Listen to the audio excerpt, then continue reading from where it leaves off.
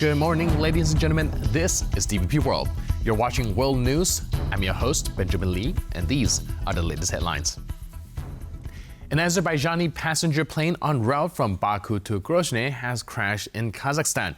Preliminary reports from the Kazakh Emergency Situations Ministry confirm that 28 people survived the crash. While initial reports stated that there were 105 passengers and 5 crew members on board, Kazakh authorities have clarified that the aircraft was carrying 62 passengers and 5 crew members. Operated by Azerbaijan Airlines, the plane was diverted to Aktau due to heavy fog at its destination. It reportedly made multiple descent attempts and circled the Aktau airport before crashing. Preliminary investigations suggest a bird strike caused the incident. Russia's aggression against Ukraine persists, leaving at least 6 people injured in a missile attack on Kharkiv and targeting critical infrastructure, including the DTEK power plant in Zaporizhia. In response, Poland conducted a fighter jet operation within its airspace. Kharkiv in northeastern Ukraine was hit by Russian ballistic missiles on Wednesday morning, according to the city's mayor. Air raid alarms echoed nationwide as further airstrikes were anticipated. The Ukrainian press agency also reported that Caliber missiles fired from the Black Sea struck Kryvyi Rih on Tuesday afternoon, resulting in 1 death and 17 injuries. A Russian attack on a DTEK power plant in Zaporizhia caused significant equipment damage, further straining Ukraine's energy infrastructure. Responding to these developments, Poland's operational command of the armed forces initiated a fighter jet operation in Polish airspace.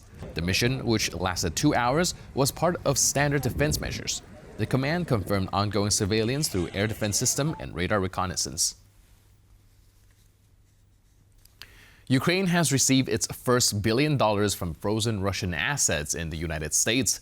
This marks the initial tranche of the $20 billion allocated by the U.S. as part of a G7 initiative. Ukrainian Prime Minister Denis Shmyhal expressed gratitude to Ukraine's international partners for their support.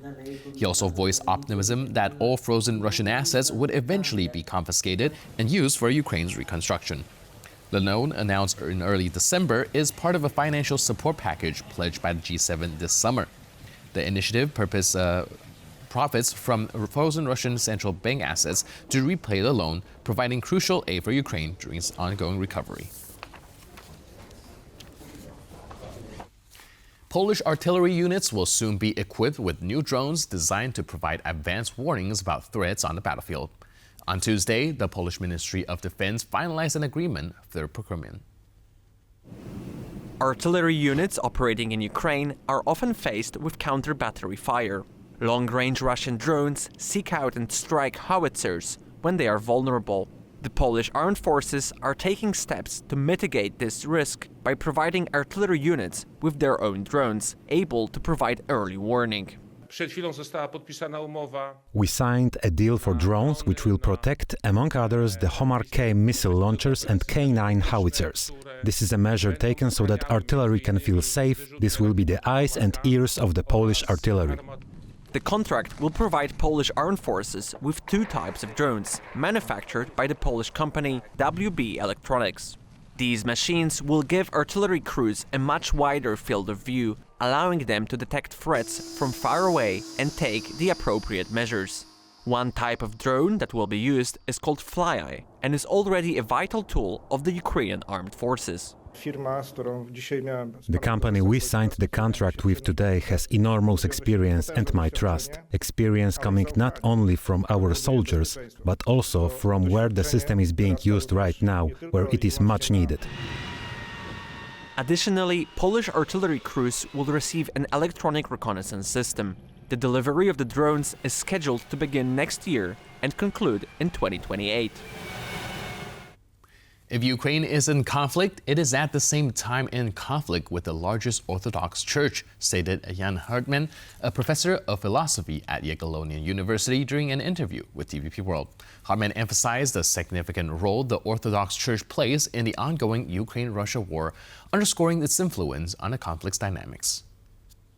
There is nothing strange about the fact that the Orthodox Ukrainian Church regains independence and it shows its connection to the state of Ukraine, to the Ukrainian ambitions to be part of the West, accepting the liturgic calendar of the West, of the Catholic West.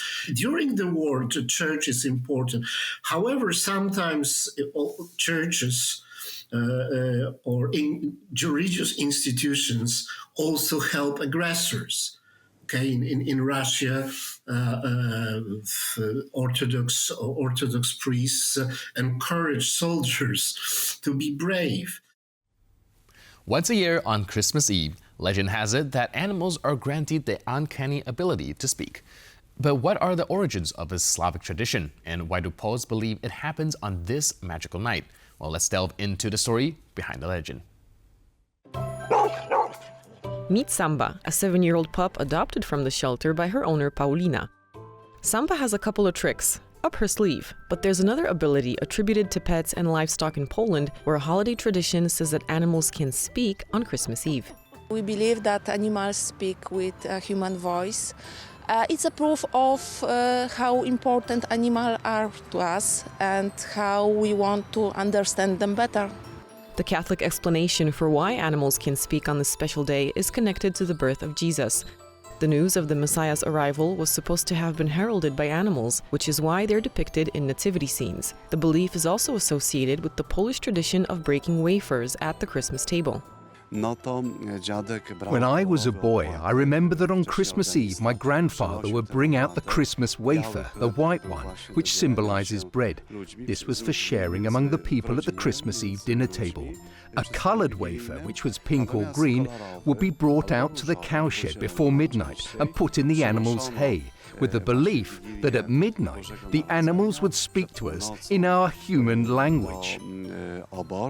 Nativity scenes with live animals are also very popular in Poland. This tradition goes back many centuries. In the 13th century, St. Francis of Assisi took up this tradition, in the year 1223 to be exact, when he created the first ever nativity scene with people and live animals. Father Radosław has 3 alpacas on the grounds of his parish in Konstancin Jeziorna near Warsaw. Athos, Portos, and Aramis take part in the parish's nativity scene each year at Christmas. This year will be no different. The 3 furry musketeers are great with children and are a popular attraction for local families. Nativity scenes in Poland are typically put up on December 24th and remain on display until the beginning of February. What do pet owners think their pets might say on Christmas Eve? Samba is from the shelter dog, so I think this year she tells people to remember all the dogs and cats who then don't have their own home. And then she'll say, "Now hug me," because on Christmas Eve everyone can be close to each other. That's the best gift. So if you're visiting friends or family this holiday season in Poland, put your big ears on, as you may just hear an animal speak, and be on the lookout for beautiful nativity scenes.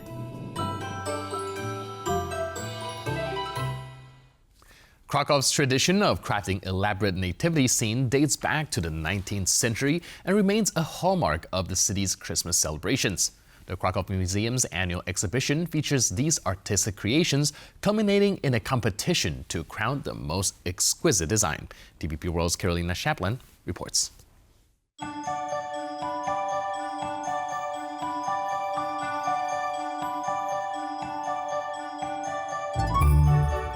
Nothing says more than Christmas is just round the corner than the uniquely Krakow experience of the Christmas crib competition.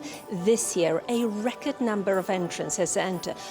All in all, 245 Christmas cribs were made. So if you ask what makes these Christmas cribs or nativity scenes so special, in fact so special that they were listed on the UNESCO World Heritage List, well, they are structures up to 12 meters tall, made out of tinfoil and balsa wood, depicting famous Krakow landscapes. So the middle of the Christmas crib will have baby Jesus and the 3 wise men, but the rest portrays sort of a mythical landscape of Krakow. The Barbican, the Basilica, and all other things mashed up into this big, shiny structure.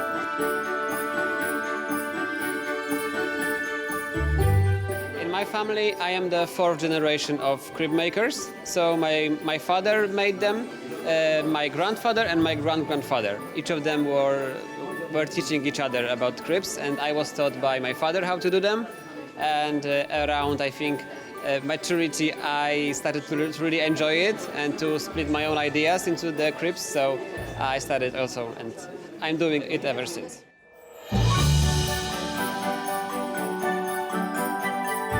There is someone who inspired me. This is one of Nativitan creators named Wiesław Warczewski. He creates this kind of art every year, and he inspired me to prepare the first nativity scene 3 years ago. That's the first word you need, patience, to create these small pieces, to build this kind of building, a small building, yes. The second is the love to Krakow. Among the many entrants this year, the main prize went to Mr. Zim for his special crib that not only has Krakow's historical places and figurines, but also a little automated Christmas dragon. So looking at these cribs behind me, we can see that the quality of craft this year and the record number of entrants really give testament to the vitality of this uniquely Krakow experience. For TVP World, I'm Karolina Szapland.